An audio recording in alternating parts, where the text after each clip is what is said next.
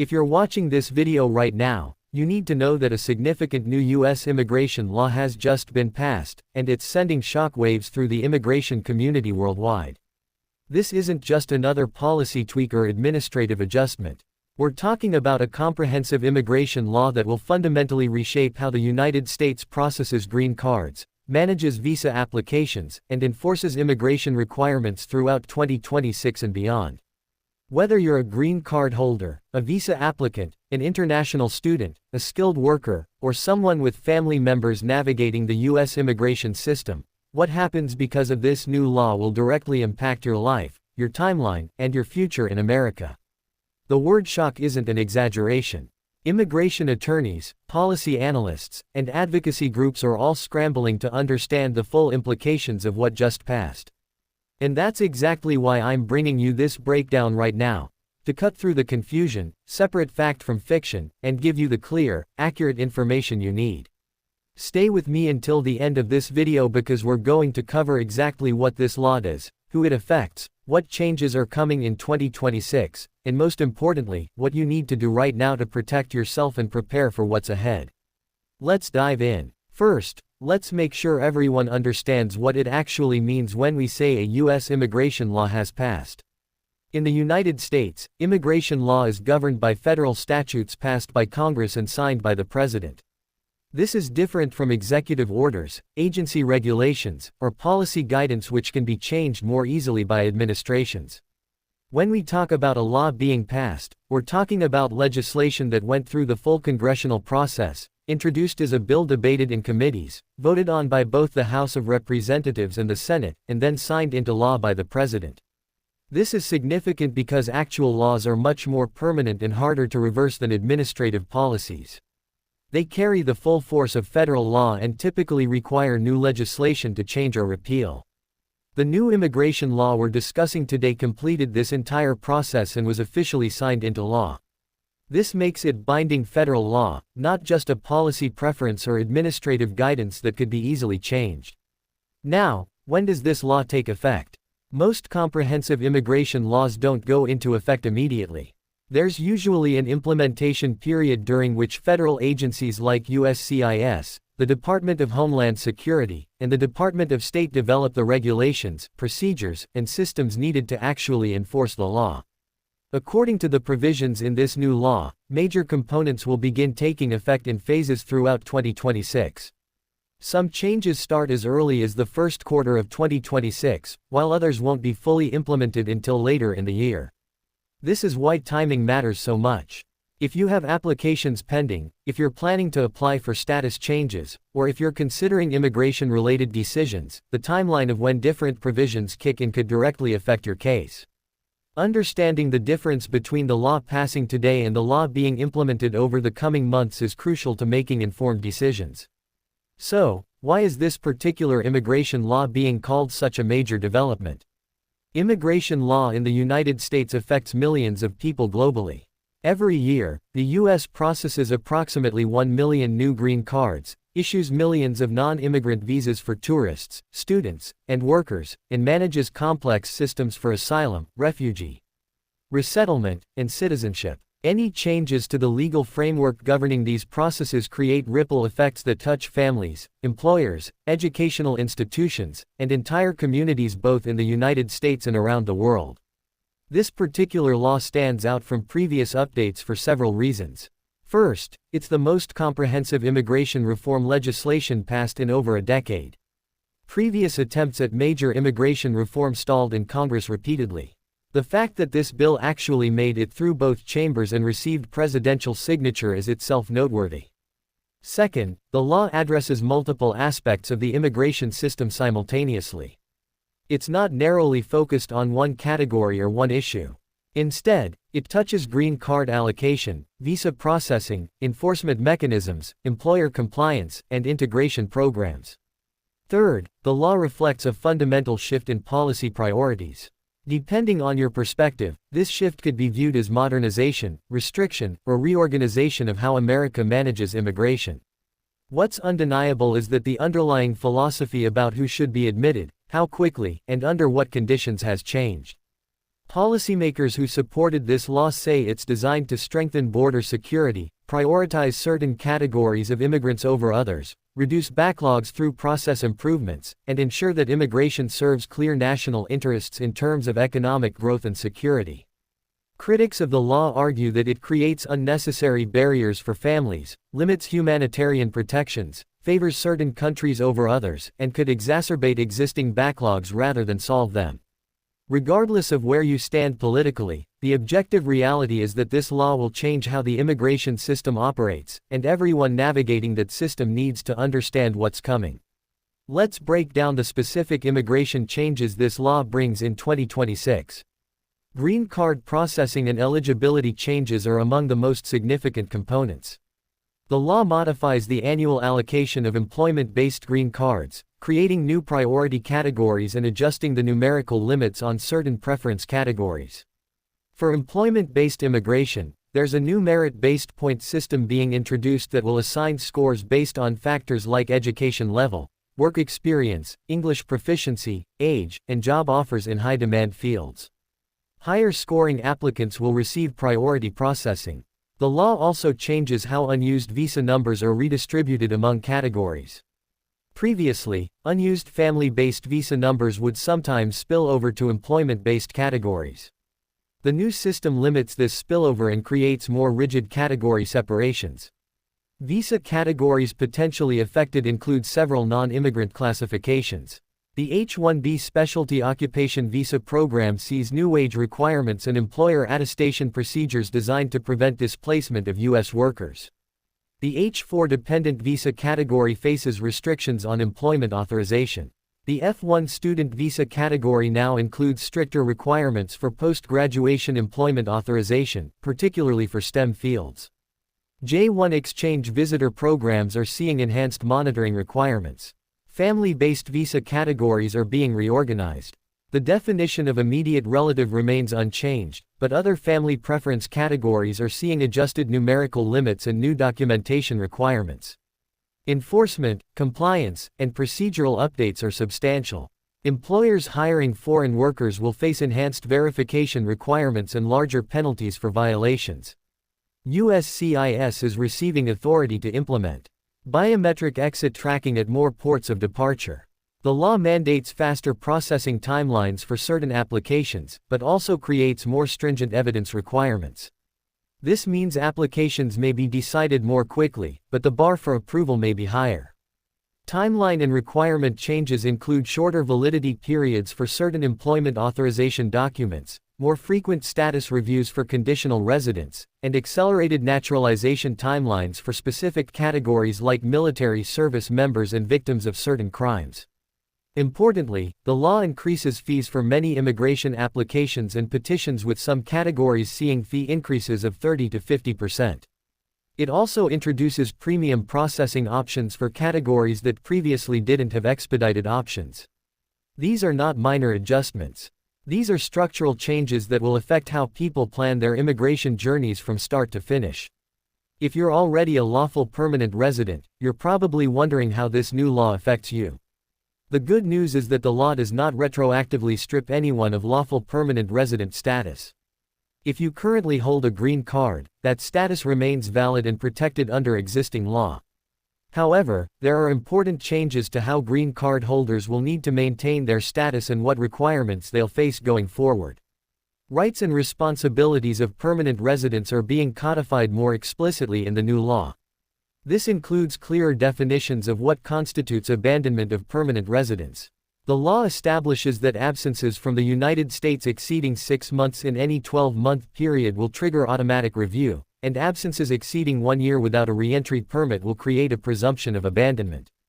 This is more restrictive than the previous standard, which allowed for more flexibility in demonstrating intent to maintain residence.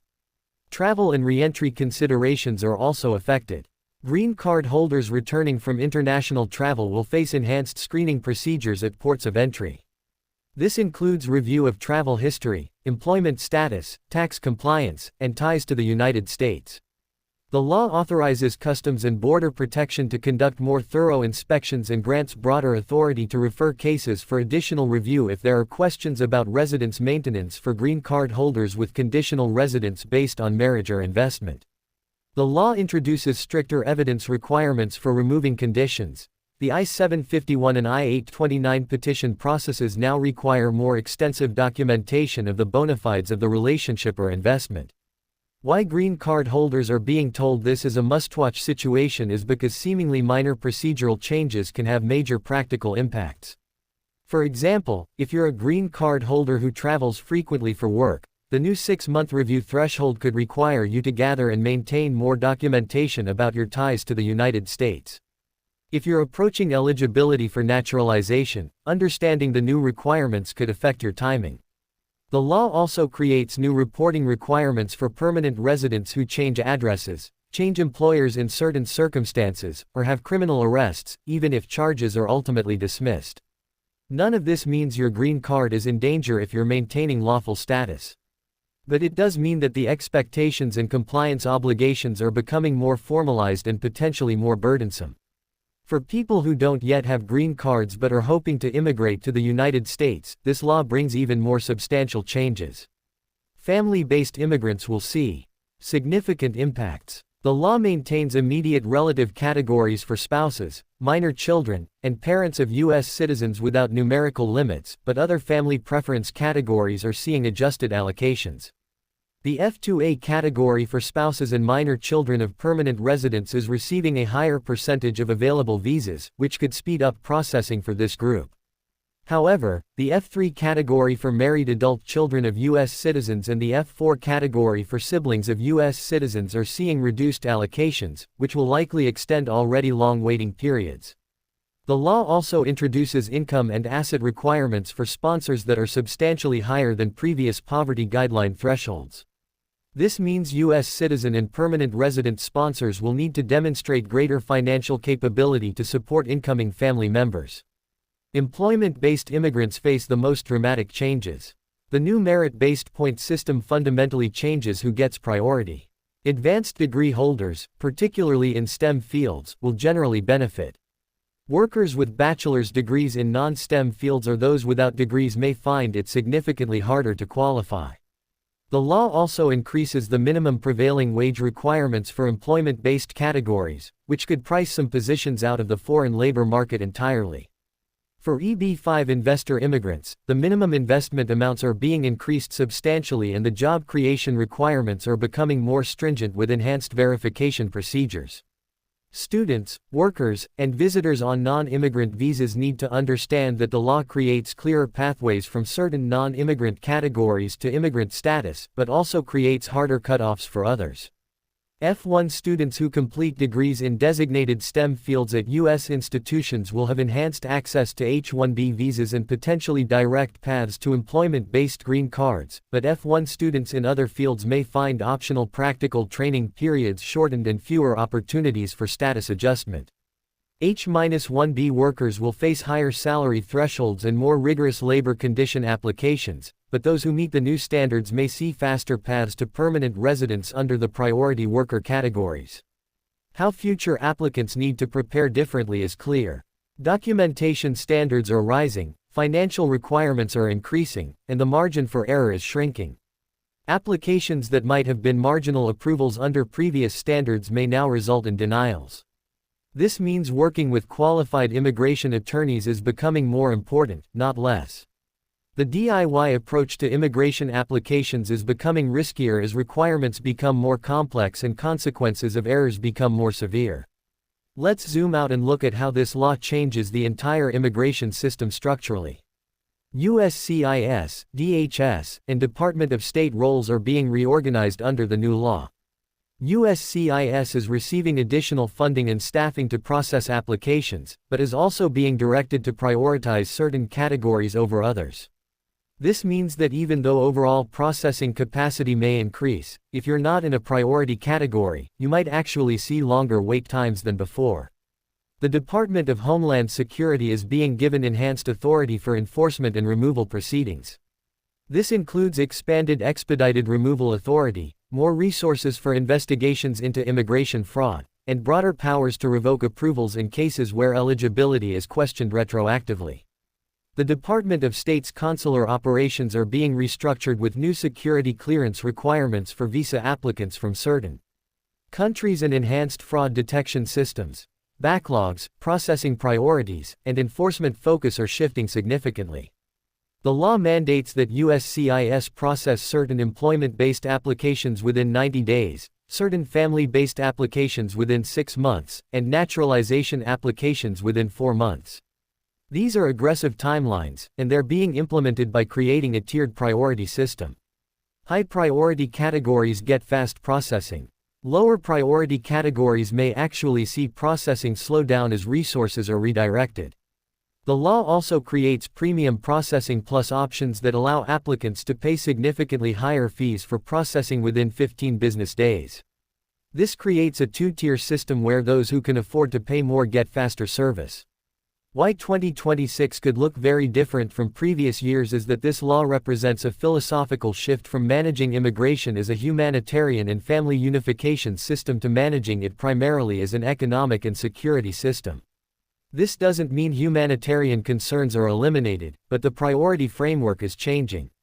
Skills, education, and economic contribution are being weighted more heavily in allocation decisions. Family relationships are still recognized, but are no longer automatically the primary consideration in many categories. The enforcement posture is also changing. The law dedicates substantial resources to worksite enforcement, document verification, and investigating immigration benefit fraud. This creates a more adversarial environment where applications are scrutinized more carefully and mistakes or inconsistencies are less likely to be overlooked. For people navigating the system in 2026 and beyond, this means planning more carefully, documenting more thoroughly, and understanding that the benefit of the doubt is less likely to be extended. Now, let's be very clear about what this law does not do because misinformation is already spreading rapidly online. This law does not result in instant mass cancellations of existing green cards or visas. If you currently hold valid immigration status, that status is not automatically revoked by this law. Legal status cannot be retroactively eliminated without due process. This law does not cause automatic loss of status for people who are currently maintaining lawful presence. The changes affect new applications, renewals, and certain ongoing processes, but they don't suddenly make lawfully present individuals unlawfully present. This law does not impose retroactive punishment on actions that were legal when they were taken. U.S. law generally prohibits ex post facto application of criminal or punitive measures. If you complied with requirements that existed at the time you took an action, you cannot be penalized for not meeting new requirements that didn't exist yet. That said, the law does create some retrospective review procedures. For example, USCIS may review previously approved cases if new information comes to light suggesting fraud or misrepresentation. But this is not the same as retroactive punishment for following the law as it existed at the time. Address common misunderstandings clearly. This law does not ban all immigration. It does not close the border. It does not eliminate family-based immigration. It does not make naturalization impossible. What it does is change the rules, adjust the priorities, increase the requirements, and modify the processes. Those are significant changes, but they're not apocalyptic. The immigration system continues to exist. People will continue to receive green cards, visas will continue to be issued, and pathways to immigration will remain available. The pathways are just different now, and for some people, harder. Context matters. Perspective matters, and accuracy matters. Don't let fear-based misinformation drive your decisions. Immigration policy experts and legal analysts are still processing the full implications of this law, but some clear themes are emerging from their initial assessments. How immigration experts are interpreting the change. Most experts acknowledge that this represents the most significant restructuring of U.S. immigration law since the 1990s. Legal scholars note that the law shifts the balance from family-based immigration toward employment-based immigration more than any previous legislation. Some analysts point out that similar reforms in other countries, particularly Canada and Australia, have led to faster integration of immigrants into the workforce, but also created barriers for family reunification and decreased overall immigration levels. Consumer advocates and immigrant rights organizations are expressing concern that the increased fees and higher evidence standards will create a two-tier system that favors wealthy applicants and disadvantages working-class families. Business groups and employer associations generally support the employment-based provisions, but are concerned about the complexity of compliance requirements and the potential for labor shortages if visa restrictions are too stringent. Why implementation matters as much as the law itself. Every immigration expert emphasizes that how USCIS, DHS, and DOS implement this law will determine its real-world impact. Laws provide the framework, but regulations, policy memoranda, and adjudication procedures determine what actually happens to individual applications. If implementing agencies interpret the law narrowly and apply standards strictly, the impact could be much more restrictive than if they interpret it flexibly.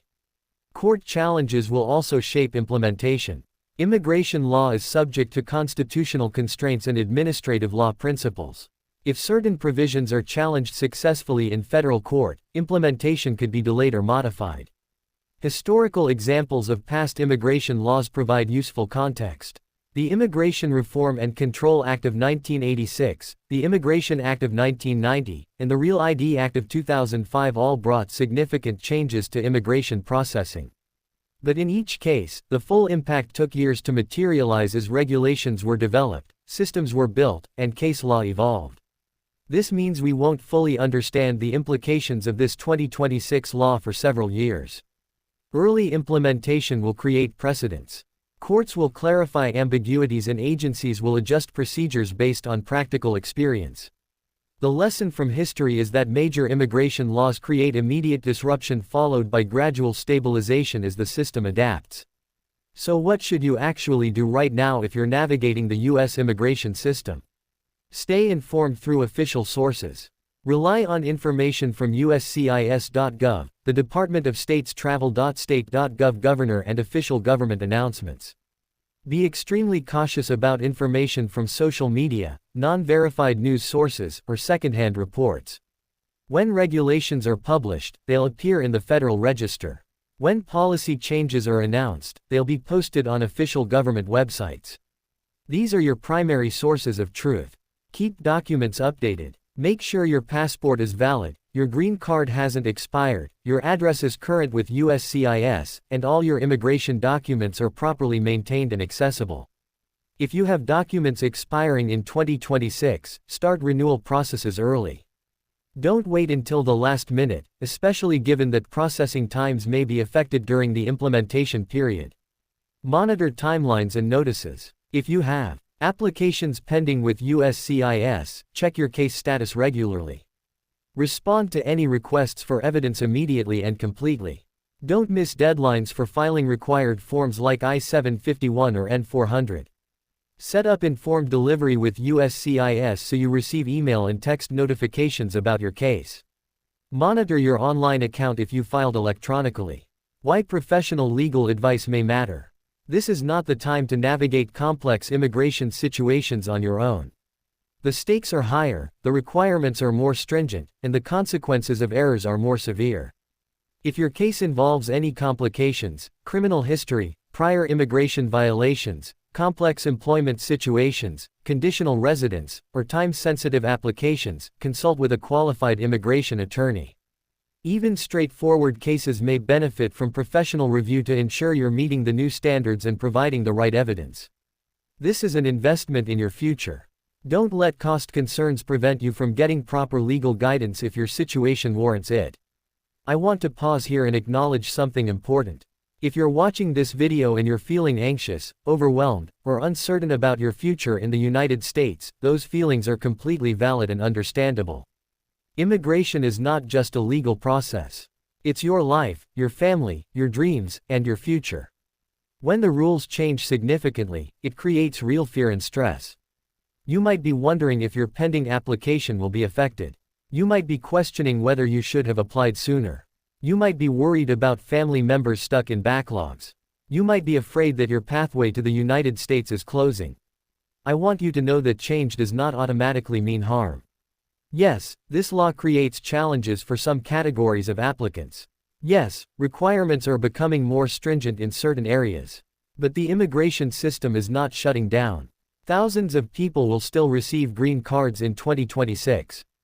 Families will still be reunited. Skilled workers will still find pathways to permanent residence. The American dream, while perhaps harder to achieve for some, is not dead. What matters most right now is that you make decisions based on accurate information, not fear. That you take practical steps to protect your status and strengthen your applications. That you seek professional help when you need it. The worst thing you can do is panic and make hasty decisions that could harm your case. The best thing you can do is stay calm, stay informed, and stay proactive. You are not alone in this. Millions of people are navigating these same changes. Immigration attorneys, advocacy organizations, and community support networks exist to help you. Take this one step at a time. Focus on what you can control and trust that with the right information and the right support, you can navigate this successfully. Looking ahead to the rest of 2026, what should we expect? Rulemaking and implementation phase. Over the next several months, federal agencies will publish proposed regulations implementing various provisions of the new law. These proposals will be open for public comment, and the final regulations may differ from initial proposals based on that feedback. USCIS will update forms, revise instructions, and modify its adjudication manuals to reflect the new requirements. This process typically takes several months, so we should expect ongoing adjustments throughout 2026. Possible court challenges or delays. Legal challenges to certain provisions of the law are virtually certain. Immigrant rights organizations have already announced intentions to challenge aspects of the law they believe violate constitutional protections or exceed congressional authority. These challenges could result in preliminary injunctions that delay implementation of certain provisions. We've seen this pattern with previous major immigration policy changes, and there's no reason to expect this law will be different. Why changes roll out gradually?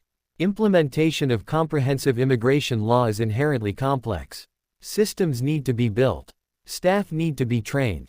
Procedures need to be tested. International coordination with consulates and foreign governments takes time. This means that even though the law passed today, you won't wake up tomorrow to a completely transformed immigration system. Changes will phase in over months.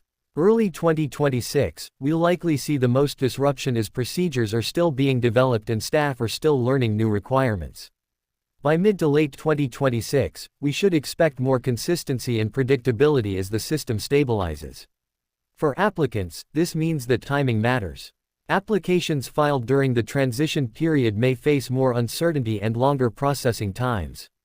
Applications filed after procedures are fully established may benefit from more clarity and efficiency. There's no perfect answer to whether you should file now or wait. It depends entirely on your individual circumstances, your category, and your timeline needs. This is why working with experienced professionals who understand how implementation phases work can be invaluable.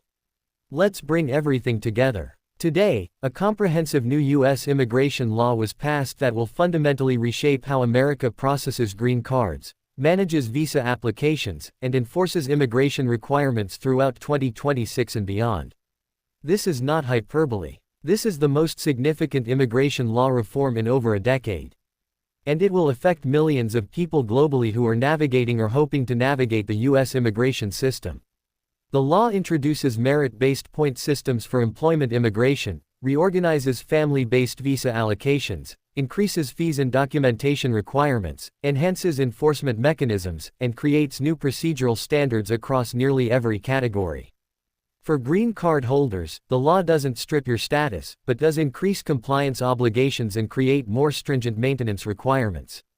For visa applicants and future immigrants, the law changes eligibility criteria, introduces higher evidentiary standards, and shifts priorities towards skills and economic contribution. Implementation will roll out throughout 2026, meaning changes will be gradual rather than immediate. Court challenges may delay or modify certain provisions. The most important things you can do right now are stay informed through official sources. Keep your documents current. Monitor your applications closely and seek professional legal advice for complex situations. This is a must-watch situation for anyone connected to the U.S. immigration system, but it's not a reason to panic. It's a reason to be informed, prepared, and proactive. If this breakdown helped you understand what just happened and what it means for your future, please hit that like button right now and subscribe to this channel. We're going to be covering every development, every implementation update, and every important change as this law rolls out throughout 2026. Turn on notifications so you don't miss critical updates. Immigration law is moving fast, and you need to stay ahead of the changes. Drop a comment below and tell me, how does this new law affect you? What category are you navigating? What questions